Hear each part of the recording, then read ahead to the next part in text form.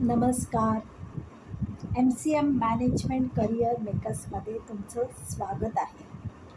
MCM management career मेकर्सला 26 वर्ष पूर्ण झालेली आहेत.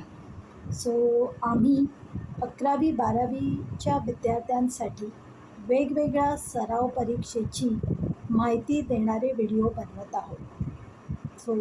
आजचा हा व्हिडिओ त्या विद्यार्थ्यांसाठी जास्त उपयोगी पडेल जे विद्यार्थी Maharashtra CET, BBA, BMS, BCA आणि BHM CT इन 2026ची सराव परीक्षा देण्याचा विचार करत आहे.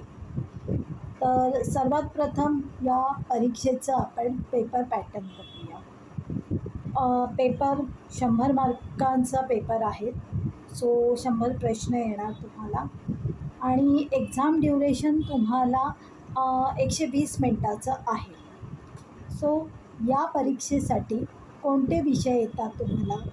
नंबर 1 इंग्लिश तुम्हाला 30 मार्क, ॲरिथमॅटिक, रिझनिंग 30 मार्कांसाठी आहे. देन कम्प्युटर फंडामेंटल तुम्हाला 20 मार्कांसाठी आहे आणि जनरल नॉलेज तुम्हाला 20 मार्कांसाठी येतं. आता या विषयांमध्ये कोणते आणि कसे चॅप्टर्स येतात ते मी तुम्हाला सांगते.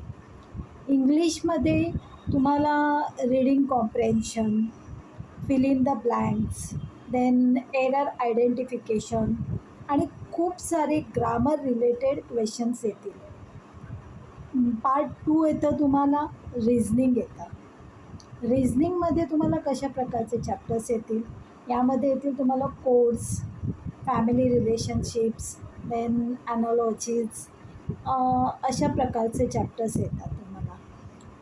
पार्ट 3 येतं तुम्हाला ॲरिथमॅटिकमध्ये तुम्हाला कसे चॅप्टर्स येतील?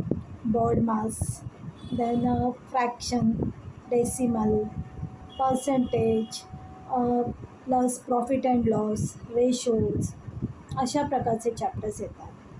आता पार्ट 4-1 येतं तुम्हाला कम्प्युटर फंडामेंटल येतं. कम्प्युटर फंडामेंटलमध्ये तुम्हाला बेसिक ऑफ कम्प्युटर्स येतं.